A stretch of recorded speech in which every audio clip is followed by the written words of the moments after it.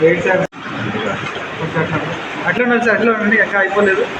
ఒక నిమిషాలుగా తీసాం, ఒక నిమిషం అట్లే ఉండండి సార్, కదలేదు sir. Head off sir, head off wait sir. Smile sir, smile లేదు సార్, అందరూ సీరియస్ ఉన్నారు. ఒక నిమిషాలుగా ఇట్లా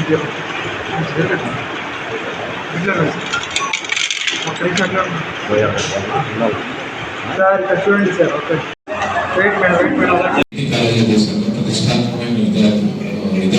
కాలేజ్ అది రాయలసీమలోనే మొదటి డిగ్రీ కాలేజ్. ఆ కాలేజీలో ఉన్న నా గురువులు విశ్వనాథ్ గారు, వేణుగోపాల్ గారు, జోషులు గారు, కృష్ణమూర్తి గారు, వెంకటస్వామి రెడ్డి గారు, సురేంద్రనాథ్ రెడ్డి గారు, రాధాకృష్ణారెడ్డి గారు, వీళ్ళంతా స్టాల్వర్స్. అంటే ఒక సబ్జెక్ట్ వాళ్ళు చెప్తే చాలు, వాళ్ళు వింటే అదే నోటికి వచ్చేస్తుంది అన్నమాట. అటువంటి స్టాల్వర్స్ గా ఉండేవాళ్ళు. అప్పుడే నాకు ఇంజనీరింగ్ చేయాలనేది ఇంజనీరింగ్ వైపు మళ్ళీంది.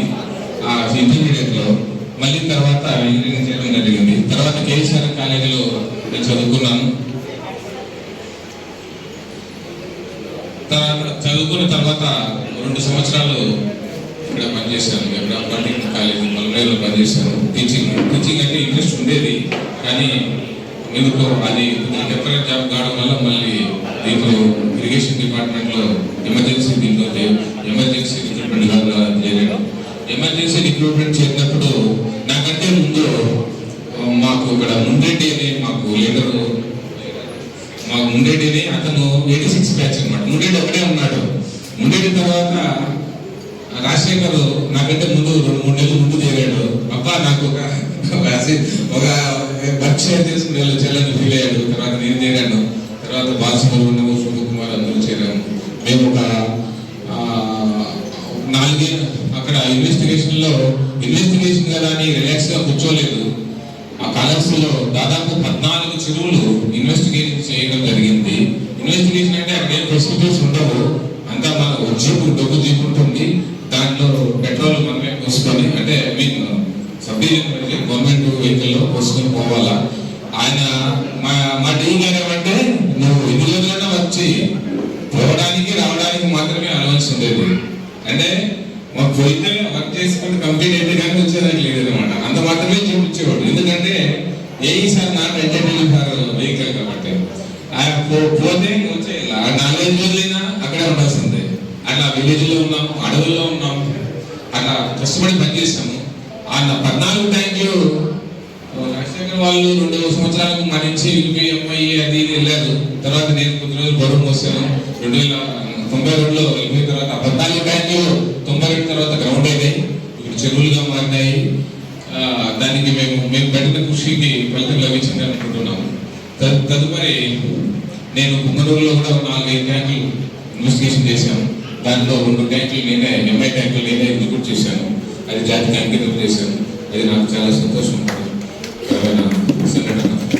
తర్వాత పెద్ద ప్రాజెక్టులో RIDF లో లైనింగ్ వర్క్లు, అంటే అన్లైన్ వర్క్స్, అన్లైన్ కెనాల్స్ తేలితో పోలేదని లైనింగ్ వర్క్స్ RIDF లో పెట్టమంటే దాని ప్రాజెక్ట్ రిపోర్ట్ అంతా తయారు చేసి శాంక్షన్ అయిన తర్వాత టెండర్లకు వచ్చిన తర్వాత నేను షిఫ్ట్ అయ్యాను పొంగనూరు.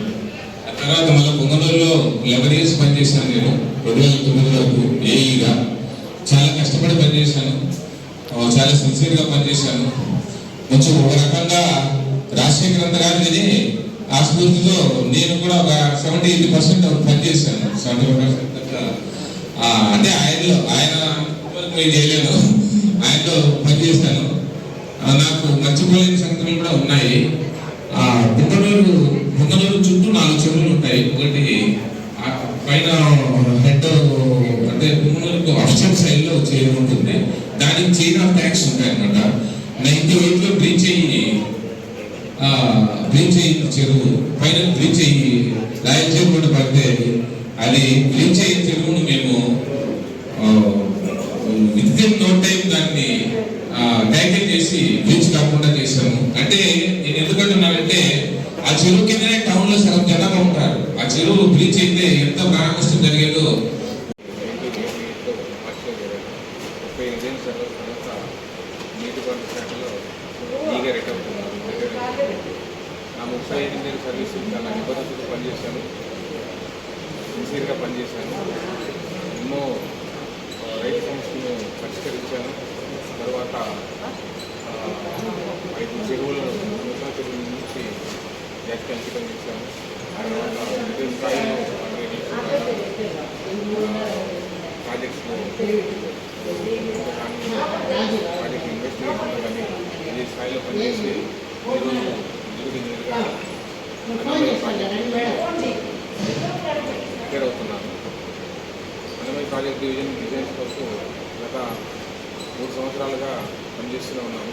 కానీ ఈ 1 సంవత్సరంలో టెక్నికల్ ఎక్స్పర్ట్ కమిటీ ఏర్పడటం, తర్వాత వివిధ స్థాయిల్లో ఇన్వెస్టిగేషన్ వరకు IIT Tirupati, IIT Madras, Pune, TWPRS, మరి విజయవాడ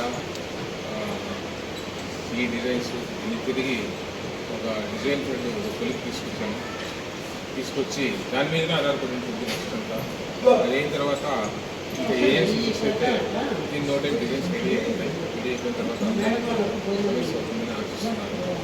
ఎందుకంటే 11,000 ఎకరాలు రైతులకు అన్నమయ్య ప్రాజెక్టు ద్వారా ఇప్పటికే చాలా వాల్యుబుల్ టైం చాలా తొందరగా దాన్ని డిజైన్స్ ఫైనలైజ్ చేయాలనే ఉద్దేశంతోనే నేను లాస్ట్ 1 year ఉన్నా కూడా నేనేమి రిలాక్స్ కాకుండా దాన్ని ఫైనలైజ్ చేయాలని ట్రై చేశాను. ఒక కొలికి తీసుకొచ్చాము. నా 30 ఏళ్ళ సర్వీస్లో నేను సంతృప్తికరంగా పనిచేశాను. ఎప్పుడు రైతు పక్షపాతిగానే ఆలోచించేవాడిని. ఈ ప్రాక్టికల్గా కొంచెం ఆ దూడుకు ఆ రైతు అవసరాలకు కొంచెం క్లాష్ వచ్చినప్పుడు నేను రైతు పక్షాన్ని నిలబడి హైర్ ఆఫీసర్తో ఇది పరిష్కరించాను. ఎందుకంటే ఈ డిపార్ట్మెంట్ ఉండేది రైతు కోసం, కాబట్టి నేను రైతు పక్షపాతంగానే పనిచేశాను. వాళ్ళ సమస్యల్లో వాళ్ళలో తిరిగాను. నేను ఇన్ఫర్మేషన్ కూడా బేసిక్ డేటా కూడా విలేజ్లోకి పోయి రైతులను విలేజెస్ని అడిగి తీసుకొని నా సర్వీస్లో చాలా బాగా ఇన్వెస్టిగేషన్ చేశాను.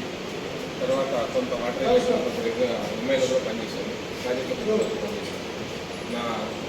నేను పనిచేసినాక వెనుకబడి జిల్లాలైన కడప, చిత్తూరు, వెనుకబడి ప్రాంతాలు, మన ప్రాంతం, రాయలసీమ ప్రాంతం, వెనుకొండ ప్రాంతం, వెనుకొండ ప్రాంతం ప్రజల నీటి అవసరాలు తీర్చడం కోసం నేను ఈ 35 సంవత్సరాలు సిన్సియర్గానే పనిచేశాను.